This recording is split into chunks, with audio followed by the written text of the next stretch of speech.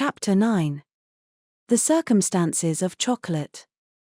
After being poisoned by Caroline Simmons and sent to the infirmary, Monica took about a week off from classes and spent the time recuperating in Isabel's room. She would have gladly stayed in her attic dorm, but Isabel had already brought in a bed for her, so she hadn't been able to refuse. The bed was soft and fluffy, and Monica was sitting on it now, wearing a borrowed set of silken nightclothes. She turned the page in the novel Isabel had lent her, feeling uncomfortable under the girl's excited gaze. Upon finishing that last page, Monica rubbed her tired eyes. Isabel, sitting at her bedside, leaned forward a little and asked excitedly, "How did you like it?" That was Maron Firil's most famous work, The White Rose Maiden Sleeps in the Flower Garden. Monica wasn't sure how to reply, and her gaze wandered. The choice of words is very, unique. It is, isn't it? Maron Firil's phrasing is so poetic and beautiful, and she does an especially wonderful job of depicting scenery and the heroine's mindset. But her narratives are amazing, too. One simply cannot help but cry as the characters part ways in Chapter 3. Monica, who had read all the way through Chapter 3 without crying, began to feel as if she owed Isabel an apology. She'd never read many storybooks, even when she was very young, so she had a hard time with the peculiar turns of phrase unique to this sort of fiction. It had described soft skin as smooth as white porcelain, black hair like melted ebony sprinkled with dusted gemstones, and youthful lips the color of wild strawberries. Monica wondered why the author didn't simply say a character had white skin, black hair, or red lips. But since she was hesitant to speak ill of something Isabel had recommended to her, she just smiled vaguely and nodded. Then Isabel's maid, Agatha, called out softly, "Madam, it is almost time for your meal." "Oh, it's already that late," said Isabel. "I must go to the cafeteria for a short time, my sister. Agatha will prepare your food." Thank you." After Isabel left the room, her young maid, Agatha, brought over a tray with some food on it. "I'll leave everything here," she said. "When you're finished, please ring the bell on the table." Thank you." Agatha smiled sweetly at her, bowed, and left the room. She seemed to have guessed that Monica wasn't used to eating around others, and Monica was grateful for her consideration. She climbed out of bed and took a seat in a chair. Several things were on the table: soft bread, cheese, a stew containing fish and vegetables, and a dish of boiled sweet apples. Apparently, Agatha had used the cafeteria to prepare all of this specifically for Monica. Appreciative of both Isabel's and Agatha's thoughtfulness, Monica tore off a piece of bread and put it in her mouth. It was soft, fluffy, and just a little bit sweet. She'd almost never eaten bread this soft up in the mountains. Hers was always blackened and hard as stone. However, even that wasn't half bad when soaked in soup and eaten with cheese. As she was chewing on the bread and reminiscing about cabin life, she heard a scratching noise at the window. She looked over to see Nero outside, scraping his claws against the pane. Monica got up and opened the window, and Nero slipped in and sniffed around. "Now, that smells good," he said. "There's fish," she noted. "Do you want any?" Not a huge fan of fish. Meat's more my thing. Bird meat in particular." The cat jumped up on the table, but when he saw there was no meat, he scrunched up his face and complained, "Fine, I'll compromise and have the cheese instead." Monica set the small plate of cheese in front of Nero, who proceeded to deftly use both paws to pick it up and munch on it. "Woo, this is good stuff," he said. "Would have been perfect with some meat. Maybe I should go for a little hunting session tonight." And who was it who once got a bird bone stuck in his throat and made all that fuss? I was young and thoughtless back then. But all intelligent creatures must fail in order to grow.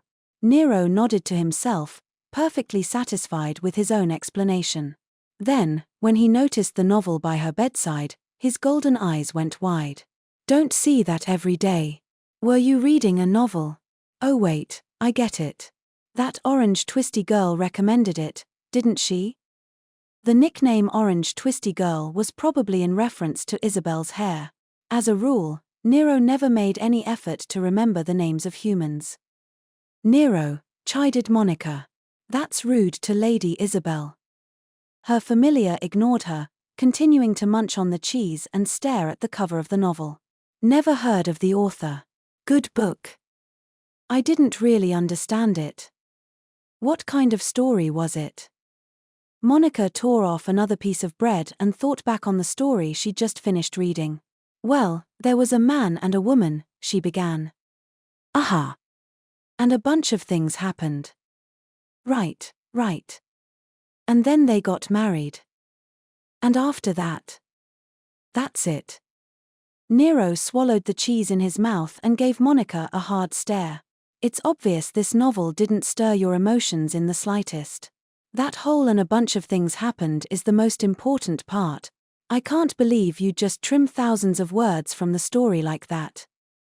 I'm serious. I really didn't understand much of it.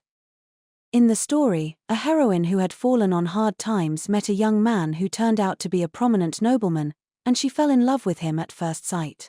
But the young man had a fiancée, and that fiancée came up with all sorts of schemes to get rid of the heroine. Ultimately, however, the lovers triumphed and were Wednesday. What Monica couldn't understand was why the heroine had fallen in love with the nobleman. To begin with, he already had a fiancée. Wasn't it normal for the fiancé to be enraged? Monica looked silently down at the book's cover. How can someone be so obsessed with another person? The characters in the story had loved each other so much that they couldn't think about anything else. The heroine had said things like, "I want him to love me, I want to be loved, I want him to choose me, I want him to desire me, no matter what I have to give up in exchange." The heroine's attitude reminded Monica of the culprit in the flowerpot incident she had been roped into shortly after her transfer, Selma Karsh. She had lost her mind over her fiancé and tried to harm Felix. Selma wanted her fiancé to love her. She probably would have done anything to make her wish come true. Clearly, that included causing harm to another person. Seeing her obsessed with love like that had been terrifying to Monica. How can she hope for so much from another person, she wondered aloud, directing a dark-eyed gaze at the book's cover. Nero swished his tail from side to side. You're probably too young to understand. Love is, well, when you fall in love, it makes your chest feel tight. You know, your heart clenches up and stuff, he explained, his expression making it clear he thought he knew everything. Monica frowned and stared at him. You understand love, then? Course I do. And by the way, I go for the females with good-looking tails. Tails? I just can't get it going unless she's got a nice tail on her, you know? Which means you're out of the picture, incidentally, so no need to worry about that. That was a world the tailless Monica would never understand. Just like how she didn't have a tail, maybe Monica lacked a sense for romance, too, and always had. Satisfied with that conclusion, she put another piece of bread in her mouth. Her problem was much more basic than all this love and romance stuff anyway. A timid girl like Monica could never hope for anything from anyone. The only thing worth being obsessed over was numbers, they would never betray her. After a week of recuperation, Monica had made a full recovery, and she decided to return to her own room that night. Isabel insisted she wouldn't mind if Monica stayed, but since she was supposed to be publicly bullying the other girl, they couldn't afford to remain in the same room forever. Wrapping Nero in a cloth to hide him, Monica headed to the storage room on the top floor. Her quarters in the attic were on the other side of a ceiling door at the top of a ladder. She let Nero down first, since she couldn't climb with him in her arms. When she did, Nero looked up at her. "Hey," he said. "Is it just me, or are we forgetting something?" "Huh? Forgetting something?" Come to think of it, Monica did feel like they'd forgotten about something. She made a low, thoughtful noise as she climbed the ladder and pushed against the door in the ceiling. "What could it be? I don't think I left anything in Lady Isabel's room, so." "Good evening, madam. I am the messenger you forgot about." When Monica pushed the door open, a beautiful maid peered down at her. It was Ryn. "Eep," yelped Monica in surprise. Shocked, she let go of the ladder and tumbled backward, but instead of falling, she was caught by a gentle wind. Ryn had manipulated the air to catch her. The maid lightly waved a hand, causing Monica and Nero to slowly float up and into the attic room. Sweating bullets, Monica looked toward Ryn. I am sorry. Miss Owen, how long have you, For approximately 3 days. Monica paled and started bowing to her. I am sorry. I'm so sorry. I've been in Lady Isabel's room this past week. Someone tried to poison me, and I was recuperating, she explained, fiddling with her fingers. Ryn's head tilted in confusion to about 90 degrees, in fact. She'd probably meant it to look natural, but it was extremely creepy, like a doll with a broken neck. Why would the silent witch, tasked with guarding the second prince, have almost been poisoned to death? Why indeed? Monica wanted to know the answer to that question herself. Looking back, it had been a month and a half since she transferred in, and she'd had a whirlwind of a time. Someone had dropped a flower pot on her, she'd caught a mage in the act of using forbidden magecraft, she'd secretly slain a dragon, she'd tried to neutralize a pair of intruders and ended up sending a horse cart out of control, and she'd almost been poisoned and killed by a classmate. The city was a scary place. Well, I'm sorry, repeated Monica. I'll write a report immediately. Please just give me a moment. Flustered, she sat down in her chair and started writing the report. Then, as though she'd just remembered something, Ryn pounded a fist into her palm. She rummaged around in the pockets of her maid's outfit. While you were out, several secret documents arrived. Secret documents? Yes. They were stuck under the door, so I took the liberty of gathering them. Here you are. Ryn held out a few sheets of plain paper that had been folded in half. Monica felt her body tense. During her time at Minerva's, other students had stuffed awful letters with terrible things on them into her room. Grimacing at the bitter memory, she opened up one of the letters. But what she found weren't hostile words. Far from it, the messages, written with slightly rounded letters, were just about changes in the next day's schedule or notifications about things she'd need to bring into class. They also featured a few short comments. You'd better get well soon, said one. Are you eating properly, said another. There was no name on them, but Monica recognized the handwriting. These are from Lana, she thought. Judging by the number of letters, she'd delivered one every single day this week. Monica felt a ticklish sensation in her lips. She brought her hands up to flushed cheeks. Hey, she giggled. After reading over each and every one of the letters with care, she opened her locked drawer. The only thing inside the drawer where she stored things important to her was the coffeepot that was a memento from her father. Monica put Lana's letters inside, closed the drawer, and locked it again. The next day, when she showed up at the student council room for the first time in a week, everyone was already present. It had been a long time since she'd seen Elliot in particular, as he'd been running all over the place cleaning up after the Abbott Company imposter incident. Monica bowed and apologized for causing an inconvenience. Felix gave her a considerate look. Hello, Lady Norton. Are you feeling better? Why yes, sir. I'm glad to hear it. We'll be a bit busier, as more supplies for the school festival will be arriving this week, but I don't want you to push yourself. When she heard the word supplies, Monica's face tensed. The imposter incident was still fresh in her mind. If something like that happens again, she thought. Elliot noticed her grim expression and shrugged. Well, we tightened up the procedure for checking each contractor's documentation and seals, and we've forbidden possession of blades of any sort, so I doubt we'll have many issues. But we can't let our guard down, added Cyril, glaring at him. His tone was serious, in contrast to Elliot's. The secretary scowled. I know that. Felix interrupted to try and settle things down. Let's get started on today's work, shall we? Lady Norton, Cyril took care of your work while you were away, so you can simply focus on taking back over. Why yes, sir. Monica nodded, glancing at Cyril out of the corner of her eye. The last time she'd seen him was in the infirmary after she'd swallowed the poison and collapsed. He'd yelled something crazy about tying her to the bed if she tried to get up. His face was just as strict as always.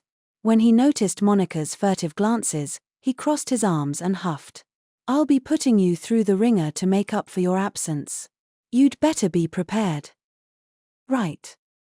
I have to make up for all the trouble I caused," she thought, determined to do her best. However, all her work from the previous week had been neatly finished up. Felix was right, Cyril had already done most of it for her. He'd threatened to put her through the ringer, but all she ended up doing was checking over the documents he'd finished in her stead. As a result, Monika could now focus on her budgeting task for the school festival. But even there, Cyril had already gone through the documents submitted by the club presidents and handed back those with problems. He'd been so considerate about everything that Monika found herself wondering if Cyril even knew what a ringer was. Eventually, once the other council members had reached a stopping point, Cyril told Felix, "Sir, Accountant Norton and I have more work to do, so we'll be staying late. I'll be sure to lock up." "Oh," said Felix. "I trust you, but don't overdo it, all right?" "Yes, sir." Cyril nodded as the other members left the room. Only he and Monika remained. What work could he mean? Wondered Monika. She couldn't think of anything that urgent. Maybe he's keeping me here to lecture me. I did cause a lot of trouble for him with that tea party. She imagined him shouting at her about how she couldn't even manage a tea party despite being a member of the student council. As she pictured the scene, she started fidgeting with her fingers in her lap. She was sitting, still flustered, when Cyril approached, carrying something in each hand. They were cups, not fancy ones like those used in tea parties but thicker, plain white ones. He set one of them in front of Monika, then took one for himself and sat down across from her. "Drink," he said. Monika looked at her cup. It was filled with a brown liquid. The hue was lighter than coffee, and it smelled faintly sweet. She'd encountered this scent just once before. "Is this chocolate?" "Yes." Chocolate was a popular luxury item among nobles. This drink was made by crushing up beans called cocoa and adding sugar and milk. It had a very unique taste and was more expensive than coffee. She'd tasted it only once before in her life, but it had been a lot thicker and muddier than this. Nervously, she raised the cup, noticing how the liquid swayed. It looked much smoother than the stuff Monika had drunk before. Cyril casually took a swig of his drink. Monika followed suit, putting the cup to her lips. Her eyes widened in astonishment. It had a smooth taste and a soft sweetness, completely different from before. It wasn't thick at all, and even the acidity of the cocoa had been reduced. Chocolate took more time to make than coffee. While you could preserve coffee beans for a while in their crushed state, the same wouldn't work with cocoa beans due to their fat content. You had to crush the beans into a fine powder right before drinking. Given the effort required, chocolate hadn't yet reached the popularity of coffee. But this chocolate had none of that thick, fatty texture. "There's not much fat content in this, is there?" "That's right. I used a powdered form that already had the fat removed. It was made using cutting-edge technology." If someone had truly managed to preserve cocoa beans in powdered form, it would be a revolutionary invention. Not only would it keep better, but it'd also be quicker to dissolve in water or milk, making it much easier to drink. As Monika sat there, quietly impressed, Cyril looked at her out of the corner of his eye. "I heard from Claudia that you drank the entire cup of poison, despite the taste." Yes," said Monika, cringing at the memory. Cyril sharpened his tone. "Your problem is that you only eat scraps. Such things happen because you have no sense of taste. You need to cultivate your tongue. We can't have you bothering the prince like that again." "Why you rewrite? I'm sorry." In other words, drinking this is for the prince's benefit. Understand? "Why yes, sir." Monika nodded her head. Cyril nodded as well. "As long as we understand each other," he said, drinking some more. "The prince thinks highly of your abilities. That means you may run into more people like Count Norn's daughter, people who envy you and who will cause problems." He was right. Monika was supposed to be the one protecting Felix, but Felix had been helping her instead. You need to at least learn how to defend yourself. That way, you won't make more work for him. Okay. Monica hung her head as she thought. She wondered if anyone had ever been envious of Cyril. There must have been, she thought.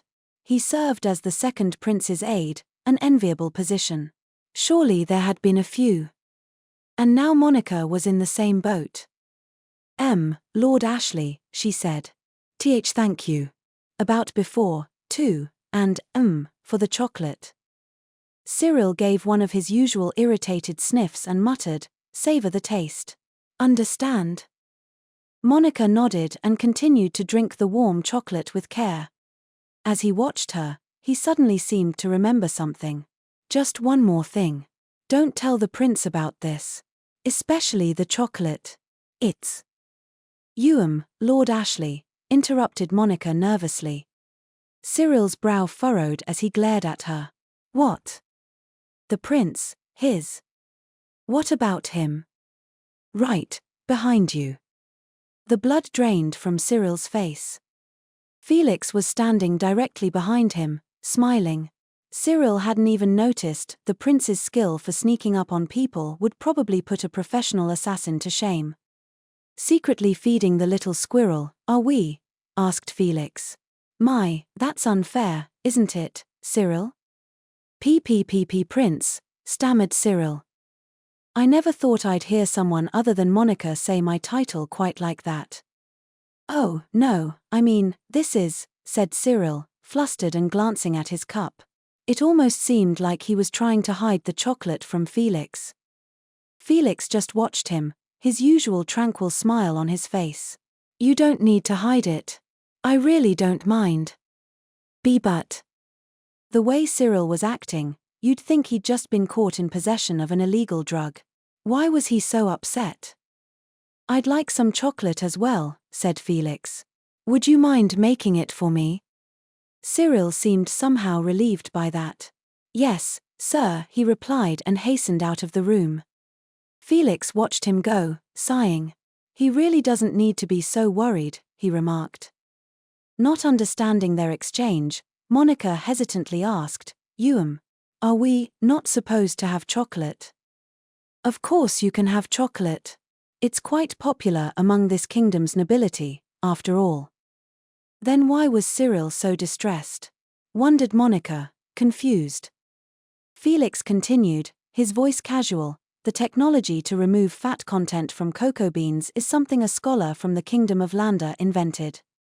Landa was a small kingdom located between the kingdom of Ridil and the empire to the east. But what could an inventor from Landa have to do with Cyril's strange attitude? Monica couldn't quite figure it out. The mother of my older brother, Lionel, is a princess of Landa, explained Felix. Finally, Monica realized why Cyril had been so intent on hiding the chocolate from him. This kingdom had 3 princes, but each had a different mother. The first prince, Lionel's mother, was a princess of Landa. This meant that many in his faction also valued relations with Landa. Cyril had probably been worried Felix would think he was part of the first prince's faction if he saw him enjoying their new technology. So whenever I end up at a tea party, nobody ever serves me chocolate since it's Landa technology. I don't see why, though. The chocolate's not at fault, and it's delicious.